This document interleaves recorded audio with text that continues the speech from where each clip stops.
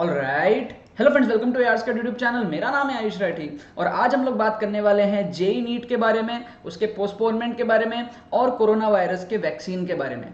ऐसा बहुत जगह अफवाहें फैल रही है कि हमारे पास में जो 15 अगस्त है, 15 अगस्त को इंडिया को आज़ाद कर दिया जाएगा कोरोना वायरस से, और इसलिए बच्चे ये अजम्पशन लगा रहे हैं कि जो उनका एग्जाम है सितंबर में 1 तारीख को, ठीक है, हमारे पास में सितंबर में मेंस का एग्जाम, नीट का एग्जाम, एडवांस का एग्जाम, अलग अलग एग्जाम्स हमको दिए हुए हैं, वो सारे एग्जाम्स हमारे पास में जो है वो हो जाएंगे। बच्चे ऐसा सोच रहे हैं, ऐसा मुझे पता चला मेरे कल की वीडियो के बाद जो मैंने वीडियो बनाई जेई नीट पोस्टपोनमेंट से रिलेटेड। आप लोगों ने बहुत ज़्यादा सपोर्ट किया, बहुत ज़्यादा प्यार किया, लेकिन उसमें बहुत सारे बच्चों के ये भी कमेंट्स थे, उनकी ये क्वेरी थी कि सर आप जो बोल रहे हो तो सही है, लेकिन ऐसा दावा किया जा रहा है कि हमारे पास में अगस्त में वैक्सीन आ जाएगी 15 तारीख तक और आज़ादी मिल जाएगी हमको कोरोना वायरस से, तो हमारा एग्जाम सितंबर में हो जाएगा। तो इसके बारे में मेरा क्या कहना है, सब लोग मेरे से पूछ रहे थे, तो इसके लिए मैं पूरी की पूरी एनालिसिस अपनी लेके आया हूँ वैक्सीन से रिलेटेड, जो आप लोगों को मैं समझाऊंगा और आप लोगों को ये भी समझाऊंगा कि किस तरीके से 15 तारीख को जो वैक्सीन हमारे पास में आने वाली है, जो दावा किया जा रहा है वो किस तरीके से गलत है, कैसे वैक्सीन नहीं आएगी, क्यों नहीं आएगी, हम लोग सब समझेंगे। वैक्सीन होती क्या है, कैसे बनती है, और जेई नीट से रिलेटेड हम लोग यहाँ पे बात करने वाले हैं। ठीक है, सबसे पहले हम लोग बात कर लेते हैं कि यार वैक्सीन 2 टाइप से बनती है। ठीक है, वैक्सीन क्या होती है वो भी बताऊंगा अभी। वैक्सीन 2 टाइप से बनती है हमारे पास में। उसमें क्या होता है, एक में हमारे पास में जो जर्म्स होते हैं उसको हम थोड़ा सा वीक कर लेते हैं, वीक करके उसको हम लोग इंजेक्ट करते हैं इम्यूनिटी बढ़ाने के लिए। और दूसरा तरीका ये होता है हमारे पास में कि हम किस तरीके से उसको किल कर दे। ठीक है, हम उसको किल करने के बाद में, मारने के बाद में उसको हम इंजेक्ट करते हैं।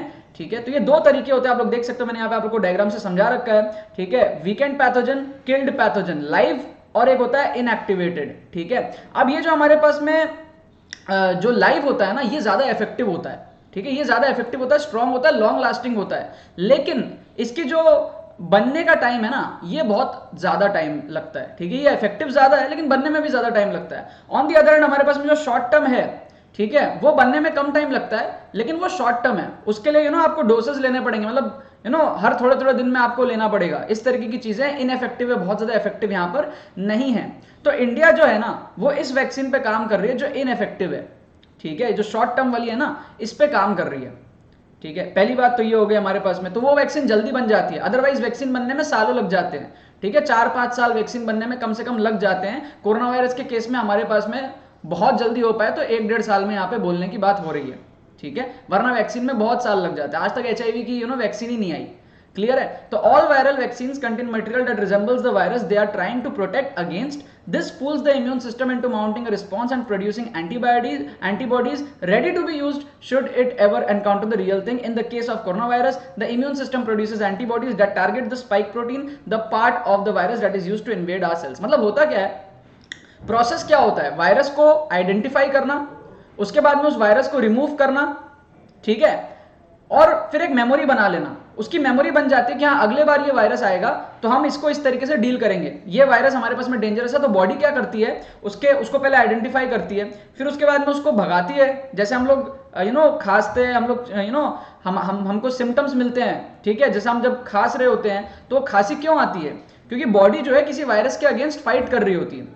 राइट, तो ऐसे में हमारे पास क्या होता है कि अगर हमारे पास में उस मेमोरी को अगर हम लोग किसी दूसरे तरीके से पहले ही दे दें वैक्सीन के फॉर्म में, कि भाई वो वायरस आए उससे पहले ही हम क्या करते हैं, वैक्सीन के फॉर्म में उसकी मेमोरी उसको दे देते हैं बॉडी को, कि भाई आने का वेट मत करो, निकालने का वेट मत करो, फिर तुम मेमोरी बनाओगे, इससे अच्छा पहले से ही मेमोरी बना लो। ये काम होता है एक वैक्सीन का।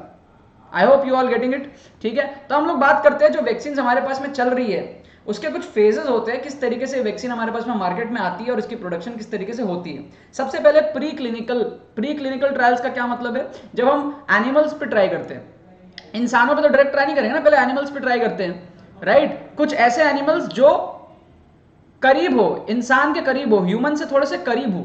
ठीक है, तो उन एनिमल्स के ऊपर में यहाँ पर हमारे पास में टेस्ट किया जाता है जिनका जो जो नेचर है वो ह्यूमंस के थोड़ा क्लोज हो। उसके बाद में क्या होता है, आप देख सकते हो अभी तक की यहाँ पर डेटा है 135 प्लस वैक्सीन है जो अभी ह्यूमन ट्रायल में आए ही नहीं है। उसके बाद में आप देख सकते हो 18, 12, 4, 1। अब ये फेजेस क्या है, फेज 1 में क्या होता है, बहुत थोड़े थोड़े लोगों पे, बहुत थोड़े थोड़े लिमिटेड लोगों पे वैक्सीन को ट्राई किया जाता है। ठीक है, और उसके बाद में फेज 2 में 100 लोगों पे ट्राई किया जाता है। 100 हंड्रेड्स के पॉपुलेशन में लोगों पे ट्राई किया जाता है। और फिर फेज 2 में देखा जाता है कि 50% लोग उसमें बच रहे हैं या नहीं बच रहे हैं। अगर 50% लेट से 50% लोग उसमें बच गए तो हम मानते हैं कि चलो ठीक है वैक्सीन इफेक्टिव है, अदरवाइज इफेक्टिव नहीं है। अब होता क्या है, थर्ड फेज में आ जाता है। थर्ड फेज में क्या होता है, बहुत सारे लोगों पे ट्राई किया जाता है, अलग अलग रीजन के लोगों पे ट्राई किया जाता है, ठीक है, अलग अलग लोकेशन पे लोगों पे ट्राई किया जाता है, ठीक है, अलग अलग जगह पे। तो उससे क्या होता है, वहां पर अगर वो सर्वाइव कर जाए, ठीक है, फेज 3 में, तब हम सोचते हैं कि हाँ चलो ये वैक्सीन काम कर सकती है, और उसके बाद में उसको अप्रूवल मिलता है, और अप्रूवल मिलता है फिर वो चीज वर्ल्ड वाइड प्रोड्यूस होती है, उसको लाइसेंस मिलती है प्रोड्यूस करने के लिए और डिस्ट्रीब्यूट करने के लिए। आज हमारे पास में बाबा रामदेव का जो कोरोनिल आया, वो क्यों नहीं सक्सेस कर पाया, उसको क्यों बैन कर दिया गया मैक्सिमम जगहों से, क्योंकि ये सारी चीजें फॉलो ही नहीं हुई थी सही तरीके से, ठीक है। तो एक प्रॉपर प्रोसीजर होता है कोई भी वैक्सीन को लॉन्च करने के लिए, वरना कोई भी कुछ भी लॉन्च कर जाएगा।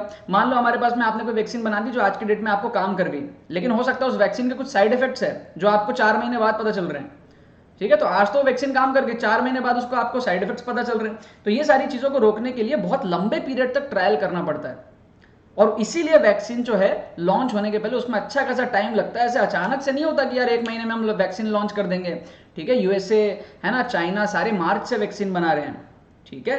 स्पेशली अमेरिका तो बना रही है वैक्सीन हमारे पास में, और वो तो अभी तक लॉन्च नहीं करी। तो इंडिया हम लोग कह रहे हैं कि यार 1 महीने में हम लोग लॉन्च कर देंगे। तो ये सारे न्यूज वाले जो है वो टीआरपी बढ़ाने के लिए अपना ये सारे काम कर रहे हैं, ये सारी चीजें आप लोगों को बोल रहे हैं, ठीक है। तो इसका कोई भी लेना देना नहीं, हम लोग थोड़ा और डीप में समझते हैं। यहाँ पे और क्या हो सकता है, म्यूटेशन हो सकता है। सपोज कर लो कोई वैक्सीन बनी, ठीक है, उतने में म्यूटेशन हो गया, मतलब कि जो वायरस है वो थोड़ा सा ट्रांसफॉर्म हो गया, थोड़ा अलग फॉर्म में चला गया।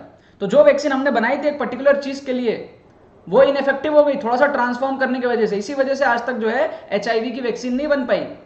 एचआईवी की वैक्सीन बनने में अभी भी और 10-15 साल लग सकते हैं, समझ रहे हो आप लोग। तो वायरस जो है वो अगर म्यूटेशन कर जाए तो हमने जो वैक्सीन बनाई है वो हमारी इनइफेक्टिव हो जाती है। ये भी एक यहाँ पे लोचा है, ठीक है। और जो मैक्सिमम हमारे पास में मैक्सिमम जो वायरस ये होते हैं ना वैक्सीन होते हैं, वो फेज 3 में जाकर के फेल हो जाते हैं। मैक्सिमम वैक्सीन फेज 3 में जाकर के फेल हो जाते हैं, ठीक है। आप लोग देखो यहाँ पे अमेरिकन प्रोफेसर है ऑस्टरहोम, वो कह रहे हैं कि even if we had a vaccine that showed some evidence of protection by September, we are so far from having a vaccine in people's arms. मतलब कि बच्चे लोग क्या समझ रहे हैं कि यार 15 तारीख को वैक्सीन आ जाएगा तो 16 तारीख को उनको वैक्सीन मिल जाएगा। ये नहीं होता भाई, वैक्सीन आएगा, ठीक है, सारे प्रोटोकॉल्स को फॉलो करने पड़ेंगे, उसके बाद में उसको लाइसेंस मिलेगी, उसके बाद में उसकी डिस्ट्रीब्यूशन होगी, मास प्रोडक्शन होगा, इतने सारे लोगों के लिए वैक्सीन बनाना भी तो पड़ेगा। तो ऐसे एकदम से थोड़ी बन जाता है, राइट, समझ रहे हो आप लोग। तो यहाँ पे हमारे पास में क्या, आईसीएमआर जो हमारे पास में है रश कर रही है to produce Indian vaccine for कोविड-19. This suggests politics is driving science. The August 15 timeline mentioned in Dr. Balram Bhargava's letter is not just unrealistic, it suggests whatever approval follows cannot satisfy the usual requirements of efficacy and safety that the world expects from a vaccine. ठीक है, ये जो virus है इतना इसकी जो vaccine है इतनी जल्दी अगर बनेगी तो ये हमारे पास में वर्ल्ड वाइड एक्सेप्ट ही नहीं होगा, क्योंकि प्रॉपर जो प्रोसेस है उसको फॉलो ही नहीं करा गया, ठीक है। तो प्रॉपर प्रोसेसेस फॉलो करना बहुत ज्यादा जरूरी है वैक्सीन को लॉन्च होने के पहले। आप लोग ये मत समझो कि यार रश में ये वैक्सीन बन जाएगी और इतना जल्दी इसको एक्सेप्ट भी कर लिया जाएगा। रश में बाबा रामदेव जी ने क्या किया था आप लोगों ने देखा ही, और फिर रश में क्या हुआ आप लोगों ने देखा ही, वैक्सीन बहुत जगह उसको बैन कर दिया गया। उसको वैक्सीन बोला जा रहा था जबकि वो वैक्सीन एक्चुअल में है ही नहीं, और उसको अप्रूवल वगैरह कुछ मिला ही नहीं है, सही तरीके से उसकी प्रॉपर टेस्टिंग ही नहीं हुई है। तो यहाँ पर हमारे पास में क्या हो रहा है, स्टूडेंट्स जो है बहुत ज्यादा फेड अप है। जो मेरे को समझ में आया मेरी पिछली वीडियो से भी, जितने ज्यादा मैंने कमेंट्स देखे आप लोगों के, सच बता रहा हूँ मुझे उम्मीद नहीं थी कि वीडियो का रिस्पॉन्स इतना अच्छा रहेगा जितना अच्छा आप लोगों ने रिस्पॉन्स दिया। उस वीडियो को बनाते वक्त मुझे पता नहीं था, लेकिन सारे कमेंट्स जब मैं कल पढ़ रहा था तो मुझे ये चीज समझ आया कि कितना ज्यादा आप लोग फेड अप हो, क्योंकि आप लोगों को सही इन्फॉर्मेशन ही नहीं मिल रही। आप लोगों को अगर कोई बोल देता है कि यार वैक्सीन आने वाली है, आप लोग मान के बैठ जाते हो कि यार वैक्सीन आने वाली है। न्यूज वाले कुछ भी बता रहे हैं, यूट्यूबर्स, बहुत सारे यूट्यूबर्स अच्छे भी हैं, बहुत सारे कुछ भी बता रहे हैं आप लोगों को, और आप लोग बस गुमराह हो जा रहे हो। तो आप लोगों को प्रॉपर रिसर्च करनी चाहिए, खुद से भी थोड़ा रिसर्च किया करो, ठीक है। और अपने एंगल से भी, अपने लॉजिक से भी सोचा करो कि क्या ये पॉसिबल है कि 15 तारीख को वैक्सीन आ जाएगी और आप सबके हाथ में वैक्सीन आ जाएगा और आप 1 तारीख को बढ़िया से एग्जाम दे दोगे और आज़ाद हो जाएगा देश कोरोना वायरस से 15 तारीख को। ये सारी मजाक की बात होती है हमारे पास में, ठीक है। हमारे पास में इंडिपेंडेंस डे आ रहा है, 15 अगस्त है, और फिर वहाँ से कहानी बन रही है कि देश आज़ाद हो जाएगा, ये सारी चीज़ें हैं। बट मेरी मानो तो ये वैक्सीन अभी इतनी जल्दी नहीं आएगा जो यहाँ पर दावा किया जा रहा है, 15 तारीख को आ जाएगा। India will be the first country in the world to launch the first कोविड-19 वैक्सीन। ये ऐसा बिल्कुल भी नहीं होने वाला है, ठीक है, क्योंकि ये एक्सेप्ट ही नहीं होगा। इतने जल्दी बना है और सब टेस्ट करेंगे प्रॉपर वे में, कुछ महीने लगते हैं टेस्ट करने में, ठीक है। उसके बाद में कंफर्म जब होता है फिर ही उसको लाइसेंस मिलती है कि हाँ भाई, हेल्थ डिपार्टमेंट की तरफ से उसको अलाउंस मिलती है कि हाँ इसको हम लोग मास प्रोडक्शन कर सकते हैं और डिस्ट्रीब्यूट कर सकते हैं। और मास प्रोडक्शन करने के लिए आपको फैक्ट्रीज बनानी है, सारी चीजें करनी है। हर वैक्सीन को बनाने का तरीका भी थोड़ा अलग होता है, ठीक है। ऐसा नहीं है कि जो फैक्ट्री बनी हुई है और कोई दूसरी वैक्सीन के तरीके से इसको बना लेंगे। इस पर्टिकुलर वैक्सीन के लिए प्रोड्यूस करने के तरीके भी अलग होंगी, ठीक है। तो सारा सेटअप करना पड़ेगा फैक्ट्री के अंदर में, ताकि हम मास प्रोडक्शन फटाफट से कर पाए, इतने सारे लोगों के लिए कर पाए।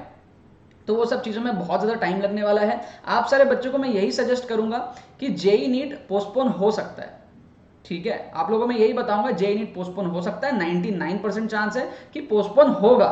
लेकिन आप लोगों को अपनी पढ़ाई नहीं छोड़नी है, पोस्टपोन होगा और आप लोगों को फ्रस्ट्रेट भी नहीं होना है, ठीक है। गवर्नमेंट जितना कर पा रही है आप लोगों के लिए कर रही है, मैं जितना कर पा रहा हूँ आप लोगों के लिए कर रहा हूँ, ठीक है। मैं डेली पढ़ा रहा हूँ आप लोगों को, अनअकैडमी के अंदर में आप लोगों को पढ़ाते रहता हूँ, डेली आप लोगों के क्विज ले रहा हूँ फ्री में, ठीक है। जो भी लोगों को ज्वाइन करना है, नीचे डिस्क्रिप्शन में लिंक है, टेलीग्राम पे चले जाना, वहाँ पे आप लोगों को कल के क्लासेस के, परसों के क्लासेस के, डेली आपको क्लासेस के लिंक्स वगैरह प्रोवाइड कर दिए जाएंगे। तो आप लोग पढ़ाई करो, हम लोग आप लोगों के लिए मेहनत कर रहे हैं, यूट्यूब पे लेक्चर्स ला रहे हैं, ठीक है। आप लोग पढ़ाई करते रहो, इसके बारे में मत सोचो। आपका एग्जाम वैसे भी अप्रैल में होने वाला था, लेकिन अब क्या कर सकते हैं, जब डिले हो रहा है तो हो रहा है, सब लोगों को प्रॉब्लम आ रही है, तो आप लोग भी डिप्रेशन में मत आओ, रिलैक्स्ड रहो। ये समझ जाओ कि पोस्टपोन जरूर हो सकता है। बार बार ये सवाल मत पूछो कि पोस्टपोन होगा या नहीं होगा। हर जगह आप लोग पूछते हो, 10 जगह समझते हो, अलग अलग चीजें बैठा लेते हो। कभी आप लोगों को लगता है वैक्सीन आ जाएगी, कभी लगता है नहीं आएगी, कभी लगता है ये साल कुछ नहीं होगा, कभी लगता है कुछ हो जाएगा, ये हो जाएगा, वो हो जाएगा। सारी इन्फॉर्मेशन मैं आप लोगों के लिए ले आऊंगा, आप लोग बस रिलैक्स रहो। जो भी आप लोगों के ओपिनियंस रहते हैं, जो भी आप लोगों के क्वेरीज रहते हैं, नीचे कमेंट्स में डाल दिया करो, ठीक है। इंस्टाग्राम पे डीएम कर दिया करो, कहीं ना कहीं किसी भी फॉर्म से आप अगर मेरे तक पहुंचा दोगे तो मैं आप लोगों की बातें सुनता रहता हूं। मैं कोशिश करूंगा आप लोगों के लिए वीडियो बना के आप लोगों को राइट इन्फॉर्मेशन देने का, ठीक है ना। इस वीडियो को लाइक करना मत भूलना, शेयर करना मत भूलना बाकी सारे फ्रेंड्स के साथ, जो भी लोग नीट और जेई का एग्जाम दे रहे हैं और जो फ्रस्ट्रेट हो चुके हैं और उनको समझ नहीं आ रहा कि यार एग्जाम पोस्टपोन होगा या नहीं होगा। बहुत बहुत धन्यवाद इस वीडियो को देखने के लिए, बने रहिए यार।